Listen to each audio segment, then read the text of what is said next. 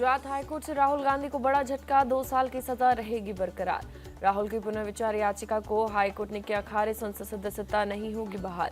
सूरत court ने सुनाई थी 2 साल की सजा के बाद राहुल गांधी की खत्म हुई है संसद की सदस्यता। मोदी सर ने मानहानि केस में सूरत कोर्ट ने सुनाई थी सजा। गुजरात हाईकोर्ट से भी राहुल गांधी को नहीं मिला स्टे। गुजरात हाईकोर्ट के फैसले को चुनौती देंगे राहुल गांधी, फैसले के खिलाफ सुप्रीम कोर्ट जाएंगे। राहुल की याचिका खारिज होने पर प्रियंका का ट्वीट, दिनकर की कविता समर शेष है शेयर कर लिखा, अहंकारी सत्ता से जनता की लड़ाई लड़ रहे राहुल। गुजरात हाईकोर्ट के फैसले को कर्नाटक के उप मुख्यमंत्री डीके शिव कुमार ने कहा दुर्भाग्यपूर्ण, कहा पूरा देश और विपक्ष राहुल जी के साथ खड़ा। कांग्रेस महासचिव केसी वेणुगोपाल ने कहा गुजरात हाईकोर्ट के फैसले का करेंगे अध्ययन, सभी उपलब्ध कानून विकल्पों पर करेंगे विचार। राहुल गांधी की सजा बरकरार रहने पर बीजेपी का बयान, बोले रविशंकर प्रसाद, राहुल गांधी को माफी मांगनी चाहिए थी। बीजेपी बोली राहुल गांधी ने ओबीसी समाज का अपमान किया, राहुल मानहानि केस में आदतन अपराधी। राहुल की याचिका खारिज होने पर केशव मौर्य ने ट्वीट कर कसा तंज, लिखा मोहब्बत की दुकान की आड़ में मानहानि की दुकान चलाते रहे थे राहुल। केशव प्रसाद मौर्य ने लिखा दूसरों की मानहानि पर टिकी है राहुल गांधी और अरविंद केजरीवाल की राजनीति, हो सकता है ताज़ा फैसले से दोनों ले सबक। गुजरात हाईकोर्ट के फैसले के बाद दिल्ली में कांग्रेस मुख्यालय पर दिखी निराश, कांग्रेस के कार्यकर्ताओं ने मुख्यालय के बाहर विरोध प्रदर्शन किया। राहुल गांधी की याचिका खारिज होने पर पटना में भी कांग्रेस कार्यकर्ताओं ने किया विरोध प्रदर्शन, धरने पर बैठकर की नारेबाजी। छत्तीसगढ़ के रायपुर में पीएम मोदी ने दी बड़ी सौगात, 7500 करोड़ रुपए की परियोजना का किया लोकार्पण और शिलान्यास। अंतागढ़ में रायपुर तक नई डेमू ट्रेन का परिचालन शुरू किया गया। रायपुर में पीएम मोदी ने दिखाई हरी झंडी। लोकार्पण और शिलान्यास समारोह में बोले पीएम मोदी, 7500 करोड़ रुपए की परियोजनाओं से इंफ्रास्ट्रक्चर और कनेक्टिविटी में होगा सुधार। आदिवासी बहुल गांव में मोबाइल सेवा में सुधार की पीएम मोदी ने की तारीफ, कहा 20% से अधिक गांव में नहीं थी मोबाइल कनेक्टिविटी, अब केवल 6% गांव को जोड़ना बाकी।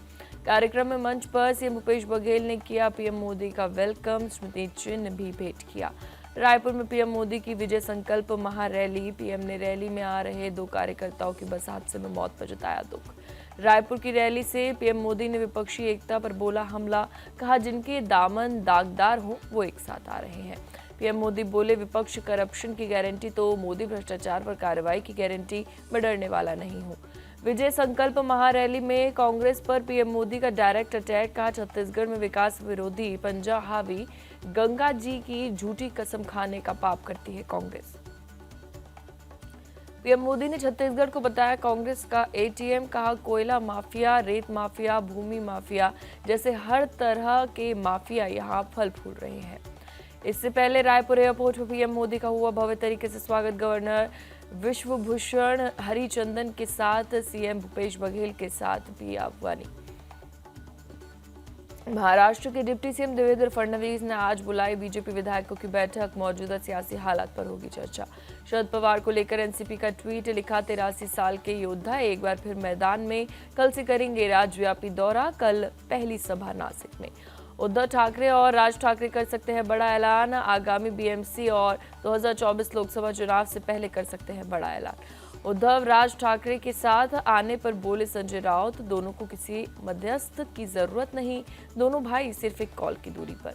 पंकजा मुंडे का राहुल गांधी और सोनिया गांधी से मुलाकात की खबरों को खारिज करना, कहा अगर मुझे कुछ करना होगा तो डंके की चोट पर करूंगी। सीधी कांड के पीड़ित दशमत रावत को दी गई 5 लाख रुपए की राहत राशि, सीएम चौहान के आदेश पर घर के निर्माण के लिए भी 1.5 लाख की मदद दी गई। मध्य प्रदेश के सिंगरौली में नाबालिग बच्ची से रेप आरोपी पंडित विनय तिवारी के घर पर चला बुलडोजर, आरोपी की पहले ही हो चुकी है गिरफ्तारी। कर्नाटक के मुख्यमंत्री सिद्धरामैया ने पेश किया राज्य का बजट, 3 लाख करोड़ से अधिक का बजट पेश किया। छत्तीसगढ़ शराब घोटाले पर पूर्व सीएम रमन सिंह का भूपेश बघेल पर अटैक, कहा ईडी ने सबूतों के साथ पेश की चार्जशीट, ये देश का सबसे बड़ा घोटाला। सीएम योगी ने गोरखपुर में लगाया जनता दरबार, लोगों की समस्या दूर करने के लिए अधिकारियों को दिया निर्देश। मणिपुर में हिंसा के बीच बैंक ग्राहकों को राहत, 6 जुलाई तक 241 में से 218 ब्रांच खुली, 396 एटीएम में से 320 कर रहेगा। कांग्रेस सांसद मनीष तिवारी ने मणिपुर हिंसा को बताया त्रासदी। कहा प्रधानमंत्री को बहुत पहले मणिपुर जाना चाहिए था। दिल्ली देहरादून नेशनल हाईवे पर 50 से अधिक ढाबे और रेस्टोरेंट को प्रशासन ने कराया बंद। मुस्लिम समाज के लोग हिंदू देवी देवताओं के नाम पर चला रहे थे होटल। योग साधना केंद्र के संस्थापक स्वामी यशवीर महाराज ने प्रशासन से की थी शिकायत के बाद प्रशासन ने लिया एक्शन। दिल्ली में रक्षा मंत्री राजनाथ सिंह ने लॉन्च किया एनसीसी इंटीग्रेटेड सॉफ्टवेयर। सेना ने आला अधिकारियों की मौजूदगी में की शुरुआत। तेलंगाना में बोमीपलाई की पगड़ी पल्ली के बीच फलकनुमा एक्सप्रेस से भीषण आग लगी। ट्रेन के 3 डब्बे धू कर जले। आग लगते ही ट्रेन रोककर सभी यात्री उतारे गए। किसी के हताहत होने की खबर नहीं। दिल्ली के 30 हजारी कोर्ट में फायरिंग मामले में गिरफ्तारी। दोनों तरफ के वकीलों ने प्रमुख मनीष शर्मा और ललित शर्मा की हुई गिरफ्तारी। जम्मू कश्मीर के सांबा में मिले पुराने जंग लगे मोटर के गैले। विजयपुर इलाके में पुलिस कर रही है तफ्तीश। बुल्ढाना बस हादसे को लेकर आई बड़ी खबर। शराब पीकर बस चला रहा था ड्राइवर। फोरेंसिक लैब में ब्लड सैंपल से की गई पुष्टि। डीजल की वजह से आग पूरी बस में तेजी से फैली। हादसे में 25 लोगों की हुई थी मौत। तमिलनाडु में कोयम्बटूर रेंज के डीआईजी विजय कुमार ने अपने घर में खुद को गोली मार करके खुदकुशी। 2009 बैच के आईपीएस अधिकारी थे विजय कुमार। बेंगलुरु में कस्टम विभाग ने पकड़े एक्सपोर्ट की जा रही बेशकीमती कलाकृतियां। घरेलू सामान से भरे कंटेनर में ले जाया जा रहा था। हैदराबाद से गुंटूर जा रही बस में लगी आग। सभी 30 यात्रियों को सुरक्षित निकाला गया। बस पूरी तरीके से जलकर हुई खाक। महाराष्ट्र के नक्सल प्रभावित गढ़चिरौली में पुलिस ने 2 नक्सल समर्थकों को पकड़ा। 2000 के नोट को एक्सचेंज कराने के लिए जा रहे थे। आरोपियों के पास से पुलिस ने 27 लाख रुपए जब्त किए। गुप्त सूचना के आधार पर पुलिस ने की कार्रवाई।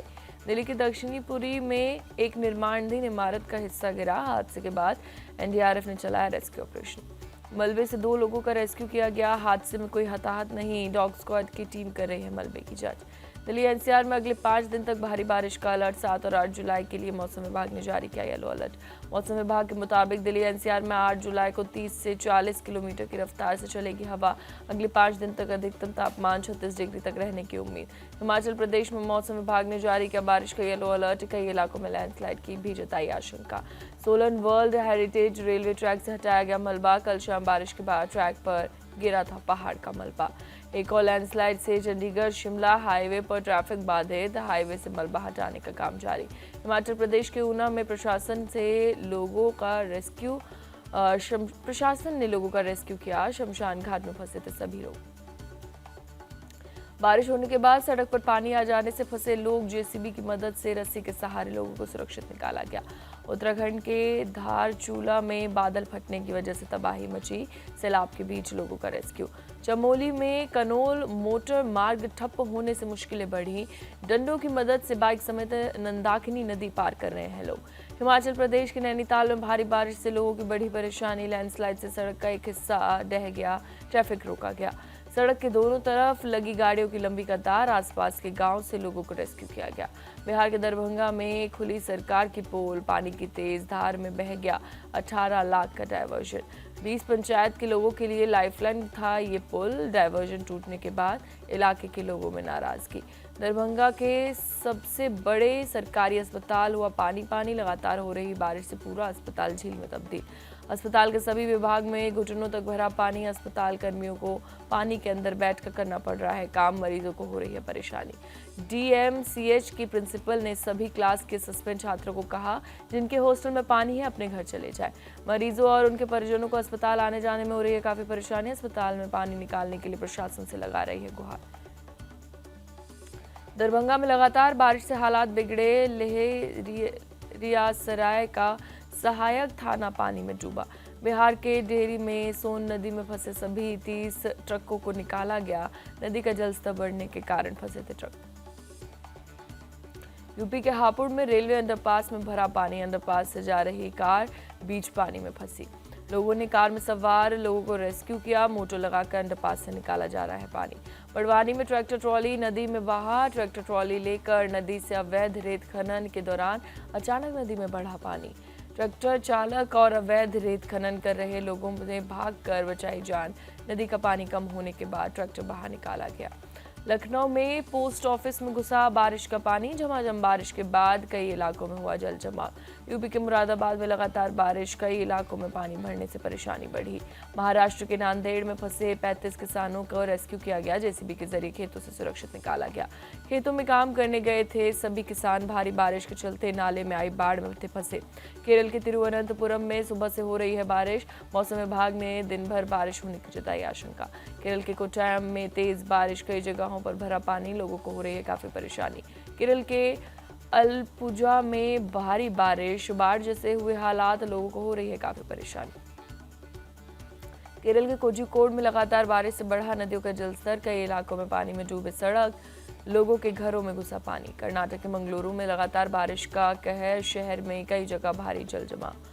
कर्नाटक के उडुपी में भारी बारिश से परेशानी बढ़ी, शहर के अधिकांश इलाके जलभराव की चपेट में। गोवा की राजधानी पणजी में मूसलाधार बारिश, सड़कों पर भरा पानी, समुद्र में भी उठ रही हैं ऊंची लहरें।